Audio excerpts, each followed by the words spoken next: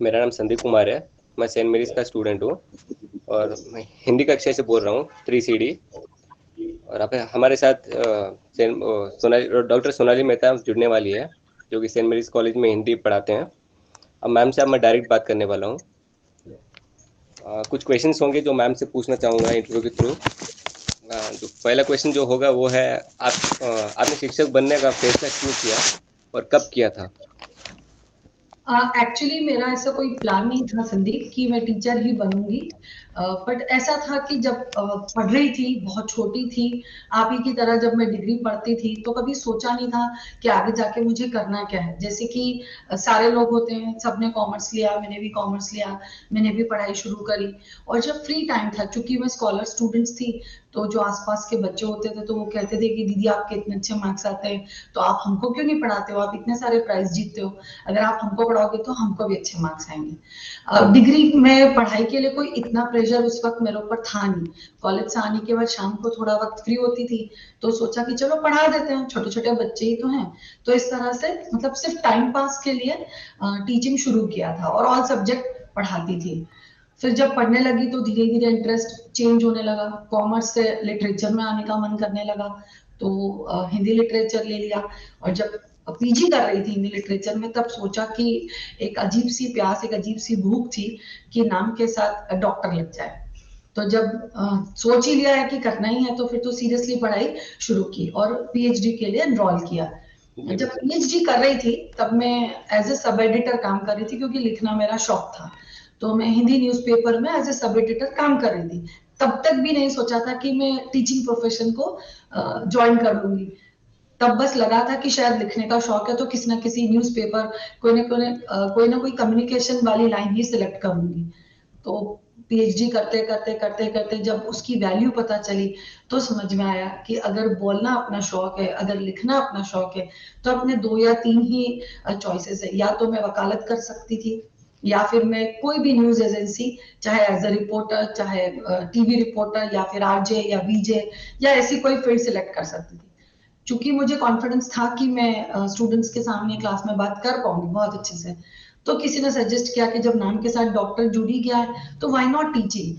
तो ऐसा करो कि एक काम करो, इसको पार्ट टाइम प्रोफेशन सेलेक्ट करो, लिखती भी रहो और पढ़ाती भी रहो। इससे आपका सब्जेक्ट टच बना रहेगा और आपकी ग्रूमिंग होगी, आपकी पॉलिशिंग होगी, आपका भाषा के ऊपर जो नियंत्रण होता है वो बढ़ता जाएगा।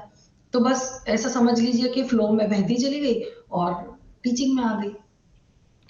तो मैम, आपके फैमिली मेंबर्स ने किसी ने फोर्स नहीं किया था कि जो इस जनरेशन में कर रहे हैं कि आपको जैसे बच्चा कोई डॉक्टर बनो, कोई इंजीनियरिंग बनो, वैसे आपको कुछ फोर्स नहीं किया था? नहीं, मेरे पेरेंट्स ने मुझे ऐसा कोई फोर्स नहीं किया। एक एक कड़वा सच है कि जब मैं ट्वेल्थ पास की थी, जब मैंने ट्वेल्थ पास किया था कॉमर्स से और मैं गोल्ड मेडलिस्ट थी, तो मैंने सीए के लिए ट्राई किया था एक बार, क्योंकि मेरी एक बार इच्छा थी कि शायद मैं वो कर पाऊँ, और वो बहुत कम खर्च में अच्छी पढ़ाई करने वाली चीज थी। तो मुझे स्कूल से टीचर्स लोगों ने मोटिवेट किया था कि एक बार ट्राई करो, बट देखो असफलता सबको मिलती है, वो स्वाद भी चखना जरूरी है। तो मैंने वो असफलता का स्वाद चखा है। सीए में मैं जब सीए फाउंडेशन का एंट्रेंस एग्जाम जब लिख रही थी, तो मैं क्लियर नहीं हो पाई, तो फिर मैंने छोड़ दिया कि शायद मैं उस चीज के लिए नहीं बनी।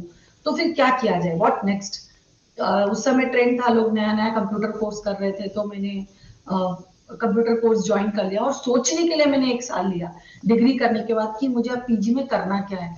तो समय को व्यर्थ ना गवा के कंप्यूटर से जुड़ के वो क्लासेस ज्वाइन करके वो सीखना शुरू किया। और उस एक साल के पीरियड में मैंने तय कर लिया कि मुझे तो लिटरेचर में जाना है, शायद मैं इस चीज के लिए बनी नहीं हूँ, तो क्यों सीए में अपना टाइम जाया करूँ, शायद मैं किसी और चीज के लिए बनी हूँ। तो फिर मैंने हिंदी लिटरेचर ज्वाइन किया। तो मम्मी डैडी ने बोला कि इट्स ओके फाइन, तुम्हें पढ़ना है ना, तुम्हें आगे पढ़ना है, अच्छा पढ़ना है, जो भी विषय से पढ़ना चाहते हो पढ़ो। तो उन्होंने मुझे सपोर्ट किया।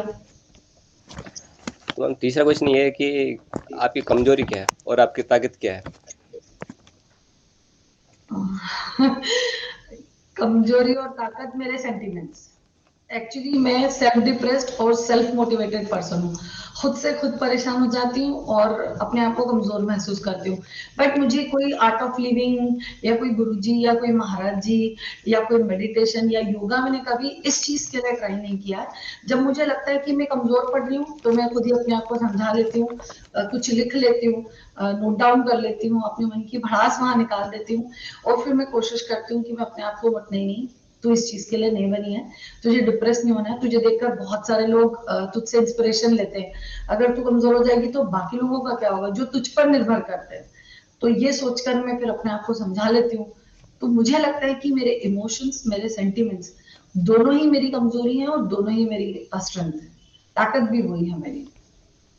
ओके मैम, तो नेक्स्ट क्वेश्चन ये है कि आपका रोल मॉडल कौन है? देखो, जब मैंने टीचिंग बाय बर्थ सोचा ही नहीं तो रोल मॉडल होने का सवाल नहीं है। लेकिन फिर भी मेरे लाइफ में ऐसे दो टीचर रहे हैं, दो या तीन, जिनको मैं बहुत बारीकी से देखा करती थी। इसलिए नहीं कि मुझे टीचर बनना है, इसलिए कि मेरे कैरेक्टर के बिल्डअप में, मेरी पर्सनालिटी के बिल्डअप में उनका बहुत बड़ा हाथ है। तो मेरी एक स्कूल की टीचर थी जो मुझे हिंदी पढ़ाती थी। पता नहीं, शायद अनजाने में उनका प्रभाव मुझ पर पड़ा होगा। तो मिसेस शुभा यादव, वो हैदराबाद की रहने वाली है बट वो इंदौर में पढ़ाती थी हमको स्कूल में। तो उनका इफेक्ट था। जब मैं पीजी करने के लिए गई तो डॉक्टर कला जोशी, जो मुझे हिंदी पढ़ाती थी पीजी में, उनका इफेक्ट था। जब मैं हैदराबाद गई और जब मैं पीएचडी कर रही थी तो मेरे गुरु, मेरे गॉडफादर डॉक्टर प्रभाकर त्रिपाठी, जो हिंदी महाविद्यालय के हेड ऑफ द डिपार्टमेंट है और रिटायर्ड प्रोफेसर है यूनिवर्सिटी के, तो उनका प्रभाव बहुत ज्यादा रहा। तो उनसे देखकर मैंने बहुत सीखा है कि अगर मैं टीचिंग में जा ही रही हूँ तो मैं उसके साथ, उस प्रोफेशन के साथ जस्टिस कैसे करूँ। जैसे उन लोगों ने मेरे साथ किया वैसे ही मैं अपने स्टूडेंट्स के साथ करूंगी। ओके मैम, तो अब एक एग्जांपल के थ्रू बताना चाहता हूँ कि आप एक ऐसे छात्र के बारे में बताइए, आप उनके साथ क्या व्यवहार करेंगे अगर वो कक्षा में लेट आए तो? एक दिन लेट आए तो या रोज लेट आए तो, पहले ये क्लियर कर। मैम, ऑलमोस्ट रोज। ठीक है। अगर कोई रोज लेट आता है तो आपने भी देखा है, 3 साल से आप मुझे देख रहे हो ना, तो मैं झड़कती हूँ, ना मैं डांटती हूँ, मैं ना क्लास के बाहर भगाती हूँ, ना मैं मारती हूँ। आपको अच्छे से पता है कि लाड प्यार से सर पे चढ़ाती हूँ। तो एक तो ये भी कमजोरी है कि हाँ स्टूडेंट्स मैम। को प्यार से हैंडल करती हूँ। ठीक है। सबसे पहली बात, उससे मैं पर्सनली बात करूंगी और ये जानने की कोशिश करूंगी कि वजह क्या है। अगर उसका कोई जेन्युइन रीजन है, सच में कोई कारण है कि वो नहीं उठ पाता जल्दी, या वो नहीं निकल पाता, या उसकी बस, ट्रेन, एनी रीजन, कुछ भी हो सकता है ना। रोज लेट होने के पीछे कोई तो वजह होगी। हर दिन कोई जानबूझ करके लेट नहीं होता है और हर दिन कोई लेट नहीं होता, हर दिन कोई केयरलेस भी नहीं होता है। हाँ मैम। तो उससे पर्सनल टॉक करूंगी, उसका प्रॉब्लम सॉर्ट आउट करने की कोशिश करूंगी। अगर मेरी क्लास में फिर भी कोई लेट आता है तो फिर भी मुझे नहीं लगता कि मुझे उसको गुस्सा करना चाहिए या डांटना चाहिए। मुझे लगता है कि जो चीजें प्यार से हैंडल हो सकती है और अगर मैं उसको सपोर्ट करके उसको ठीक कर सकती हूँ, उसकी आदत को बदल सकती हूँ, टाइम पे आने के लिए इम्प्रूव कर सकती हूँ, तो मैं पहली और आखिरी कोशिश वही करूंगी। और फिर भी ना सुधरे और उसने तय कर लिया है तो फिर मैं उसको छोड़ दूंगी। उसको एक दिन जरूर रियलाइज होगा जब वो दूसरे टीचर्स को क्लास अटेंड करेगा या वो जब लाइफ में दूसरे लोगों से मिले।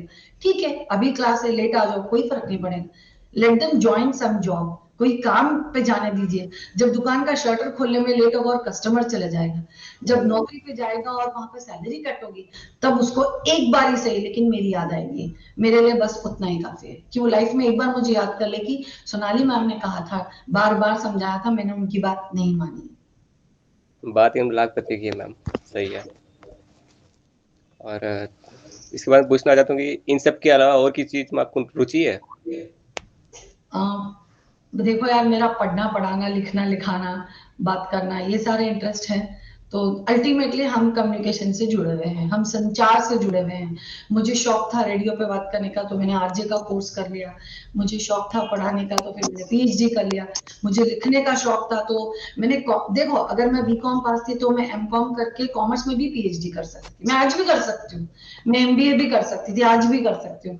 लेकिन मुझे इंटरेस्ट लिटरेचर की तरफ था, हिंदी भाषा की तरफ था। क्योंकि लिखने में इंटरेस्ट होता है ना तो आपको बहुत ज्यादा अच्छा पढ़ना पड़ता है पहले। तो मुझे पढ़ने का शौक है, लिखने का शौक है। यही सबसे ज्यादा इम्पोर्टेंट शौक है। बाहर जाती हूँ लेकिन मुझे मतलब किसी जगह पे जाना पसंद है, लेकिन मुझे ट्रैवल करना नहीं पसंद। वो बहुत हेक्टिक लगता है, मुझे इरिटेट लगता है, परेशान होती हूँ मैं ट्रैवलिंग से। तो मुझे घूमना पसंद है, लेकिन वहां तक पहुंचना तो पड़ेगा ना। वो जो जर्नी होती है, जो ट्रैवलिंग जर्नी होती है, वो मुझे नहीं पसंद है। तो मेन शौक यही है मेरे। भविष्य के लिए क्या गोल्स है आपके? मैंने आपसे कहा था कि मुझे लिखना पढ़ना पसंद है, तो मैं चाह रही थी कि मैं अपने लेखन के माध्यम से एक मुकाम बनाऊं, एक पहचान बनाऊं। आज मुझे सेंट मेरीज के लोग जानते हैं, मुझे मेहता परिवार के लोग जानते हैं, आज मेरे माता पिता के परिवार के लोग जानते हैं। मैं चाहती हूँ शहर भर के लोग जाने, राज्य के लोग जाने, देश के लोग उस माध्यम से जाने, और हो सके तो मैं भारत के नाम के साथ जोड़ी जाऊं और पूरी दुनिया के लोग मुझे उससे जाने। तो अभी तो गोल यही है। नेक्स्ट क्वेश्चन ये है कि क्या आपने अपने जीवन में कभी हार का सामना किया है? हाँ, किया है, बहुत बार किया है। कई बार मैं लोगों को मनाने में नाकामयाब हो जाती हूँ, उनको कन्विंस करने में, उनको समझाने में नाकामयाब होती हूँ। मैंने आपको पहले क्वेश्चन में कहा था कि सीए की जब मैं एग्जाम लिख रही थी तो उसमें फेल हुई थी, तो हार का मजा चखा है मैंने, मुझे पता है। अच्छी नौकरी के लिए जो मैं भटकती थी, वहां पर मैंने धक्के खाए, तो वहां देखा है मैंने। जब मैं पीएचडी करने के लिए यहाँ पे कोशिश कर रही थी, तो लाइब्रेरीज में मुझे किताबें नहीं मिल रही थी, मुझे नॉन लोकल कहा गया। यहाँ पर मैं बाहर से आई थी, तो मेरे साथ एक अलग टाइप का बिहेवियर था, लोगों का व्यवहार अलग था। लेकिन ऐसा नहीं होता है, अगर दो रास्ते बंद होते हैं तो चार खुलते हैं। तो कहीं ना कहीं कोई गॉडफादर मिलता है, कोई गुरु मिलता है जो आपके सिर पर हाथ रखता है और आपको कहता है कि तुम मेहनत करो, हम तुम्हारे साथ हैं। तो अगर आपने सोच ही लिया कि आपको कुछ आना है, अचीव करना है, तो आपको कैसे भी मिलता है। तो चाहे हार मिली हो, लेकिन कहीं ना कहीं जीत भी तो मिली है, तभी तो मैं आपसे मिली, तभी तो मैं आपको पढ़ाने आई, तभी तो आपसे जी। मुलाकात हुई। तो होता है, हारने के बाद भी तो जीतना सीखते हैं ना। आपको अपने लाइफ में सबसे ज़्यादा मोटिवेट किसने किया है? मैंने कहा था कि मैं सेल्फ मोटिवेटेड हूँ, लोगों के लिखे हुए नहीं मैम, कोट्स पढ़। कोई तो होता है, जैसे कोई पेरेंट्स होते हैं, कोई फ्रेंड्स होते हैं, वैसे कुछ। नहीं, मेरे सराउंडिंग बहुत सारे लोग हैं संदीप, जो अलग अलग चीज के लिए मुझे मोटिवेट करते हैं। कोई अच्छा खाना बनाने के लिए करता है, कोई अच्छा रेडी होने के लिए करता है, कोई अच्छा लिखने के लिए करता है, कोई अच्छा छपने के लिए करता है। मैं मेरे मेरी मेरी पूरी लाइफ जो थी वो मेरी डायरी तक सीमित थी, कितने सालों तक। 2007, मुझे याद है कि मेरा एक स्टूडेंट था, उसको ये पता चल गया था, किसी को मालूम नहीं था कि मैं लिखती थी, कविताएं लिखती थी, और वो डायरी की हद तक थी, क्योंकि मेरे आर्टिकल्स पेपर में छपते थे, पर मेरी कविताएं कभी नहीं छपी थी। तो वो जो जाने वाले विद्यार्थी होते ना थर्ड ईयर के, वो एक स्लैम बुक लेकर आया था, पवन साकला नाम था उसका। तो still we are in touch, हम अभी भी कांटेक्ट में हैं। तो उसने मुझे कुछ स्लैम बुक भरने के लिए दी थी, जैसे थर्ड ईयर वाले विद्यार्थी देते हैं। तो तब मैंने उसको कविता की कुछ पंक्तियां लिख के दी थी। तो उसने कहा था कि आप लिखते हो? तो मैंने बोला हाँ लिखती हूँ। तो आपने कभी बताया नहीं, आपने हमेशा छुपाया। तो मैंने कहा आपका संबंध पढ़ने से होता है तो मैं पढ़ा देती हूँ, कभी मेरे मेरे बारे में कोई पर्सनल जानकारी का डिस्कशन हुआ ही नहीं, तो मैंने बताया नहीं। तो उसने कहा कि अगर आप लिखते हो तो छपता क्यों नहीं है, इसको छपना चाहिए। इसने आपने इसको स्वांतः सुखाए रखा है, आपने इसको अपने तक रखा है। जब ये चार पंक्तियां मुझे हिंदी सीखने की प्रेरणा दे सकती है, तो अगर ये छप जाएंगी तो आप सोचिए कितने लोग इसको पढ़ेंगे। तो आपसे एक रिक्वेस्ट है मैम, मैं जाते जाते सिर्फ आपसे इतना ही मांगता हूँ कि मुझे हिंदी पढ़ना नहीं आता था, मुझे हिंदी न्यूज़पेपर पढ़ना नहीं आता। आपसे सीखकर मैंने इतना सीख लिया है, तो क्यों ना आप अपनी कविताएं मुझसे शेयर करें। तो मैंने सोचा ठीक है, अगर वो इतना रिक्वेस्ट कर रहा है, तो मैंने उसको एक दो कविताएं उससे शेयर की। उसको लगा कि बहुत अच्छा है, अगर एक विद्यार्थी का भला हो सकता है तो कितनों का होगा। तो उसने मुझे बहुत इंसिस्ट किया, उसने मुझे डायरेक्ट वे में समझाया कि नहीं नहीं आपका छपना चाहिए, कोशिश कीजिए कोशिश कीजिए। तब फिर धीरे धीरे, तब तक ना सोशल मीडिया भी इतना एक्टिव नहीं था, इतने जी मैम। सोर्सेस भी नहीं थे हमारे पास। हाँ, ये फेसबुक और कुछ ये सब बाद में आए हैं, जिसके इस वक्त ऊपर ज़्यादा हम। लेटर्स होते थे ना। और हमारे पास एक ही सोर्स था, वो था न्यूज़पेपर। जी मैम। क्योंकि आप लोगों तक कैसे अप्रोच करोगे, लोगों तक कैसे पहुंचेगा आपका लिखा हो। तो यहाँ तो हिंदी पेपर का अकाल है, जो ढंग के हिंदी पेपर थे ऐसे कोई थे ही नहीं जिसके लिए हम बहुत अच्छा लिख सके। तो उसने कहा कि अब धीरे धीरे सोशल मीडिया आ रहा है मैम, तो एक काम करते हैं, मैं आपका फेसबुक पेज बनाता हूँ। आई स्टिल रिमेम्बर, मेरा फेसबुक पेज उसने बनाया था, उसने पासवर्ड डाला, उसने फोटो डाली, उसने पूरा रेडी करके दिया, और उसने मुझे कहा कि अब से आप इस पे लिखेंगे। और आप कॉलेज के सारे स्टूडेंट्स जो भी आपको रिक्वेस्ट भेजेंगे आप उनको एक्सेप्ट करेंगी, और इसमें चाहे आप कुछ मत लिखें, बस कविता लिखें, तो हमारे जैसे लोगों का भला हो जाएगा, हम इससे पढ़ पाएंगे और सालों साल तक हम आपके कॉन्टेक्ट में रह पाएंगे। तो देखा जाए तो लिखने और छपने वाला जो मैटर था, लिखती तो मैं वैसे भी थी, बट छपने वाला या पब्लिक में उसको लाने का जो मैटर था वो पवन की देन है। उसी ने मुझे पहली बार फोर्स किया था कि इस तरह से होना चाहिए। फिर उसके बाद मेरे हस्बैंड को भी लगने लगा कि बुराई क्या है, अगर ये लिखती है तो सामने आने में गलत क्या है, इसमें तो कुछ छुपाने वाली बात नहीं है। तो तब से फिर वो मेरे पीछे रहते हैं, आज तक वो मेरे पीछे हैं कि तुम लिखो तुम छपाओ, तुम लिखो तुम छपाओ, भेजो भेजो भेजो, तुम्हारा सिलेक्ट होगा। ऐसे धीरे धीरे रिसर्च आर्टिकल ऐसे बढ़ता गया। फिर मेरे जो क्लासमेट थे उन्होंने कहा कि इसको किताब बना देनी चाहिए, अब बहुत सारी हो गई है, एक दो चार थी तो फेसबुक पे पढ़ लेते थे, अब ऐसा नहीं होगा, एक काम करो प्लीज इसको बुक में कन्वर्ट करो ताकि हम बुक लेके पढ़ सकें। तो फिर मेरे दोस्तों ने, मेरी फैमिली ने, सबने, मेरे हस्बैंड ने, मेरी बेटी अभी इतनी बड़ी हो गई कि उसने सपोर्ट किया कि अपन इस तरह से करते हैं, मम्मी आपकी किताब बना देते हैं। तो फिर वो अनुरक्ति में कन्वर्ट हुई, और जो पहले किताब थी पोएट्री की वो अनुरक्ति आई फिर। मैम ये जो दस्तखत है, जो कि रोमांटिक नॉवल है, उसका नाम दस्तखत ही क्यों रखा गया है? एक्चुअली दो चाहने वाले 1990 के स्टोरी है ये, 90s का एरा था। तो उस समय लोग एक दूसरे से खतों के माध्यम से जुड़ते थे, अगर प्रेम भी बताते हैं और बहुत दूर रहते हैं, जिसको आजकल आप कहते हो लॉन्ग डिस्टेंस हाँ रिलेशनशिप मैम। सो कॉल्ड, उस जमाने में उसका ये नाम नहीं था। चूंकि हम 90s के एरा में पलकर बड़े हुए तो हमें पता है कि एकमात्र माध्यम था, इवन हम कॉल भी नहीं कर पाते थे, किसी के पास मोबाइल नहीं था, लैंडलाइन फोन्स होते थे, और इतना मॉडर्न समाज नहीं था कि एक दूसरे के साथ इजीली नंबर शेयर कर सके। तो जो कहानी ऐसी थी कि वो 1990 का दौर है और वो आरजे है और ये उसको रेडियो पे सुनती है और बहुत खुश होती है और उससे कांटेक्ट रखना चाहती है, तो वो उसको पत्र लिखती है। जब मैं उसको प्लान कर रही थी तो वो 10 पत्र में कहानी खत्म हो गई, तो फिर मैंने सोचा इसका नाम 10 खत रख देते दस्तखत हैं। रख देते हैं। हम्म। तो आज के क्वेश्चन इतने ही मैम आपके पास। ओके, ठीक है। आपसे बात करके बहुत अच्छा लगा संदीप। जरूर आप आगे बढ़ोगे, आपके लिए शुभकामनाएं हैं, मेरा आशीर्वाद है, मेरा हेल्प, मेरा सपोर्ट हमेशा आपके साथ बना रहेगा। शुक्रिया ma'am, and thank you for giving your precious time. Thank you so much Sandeep. Thank you ma'am.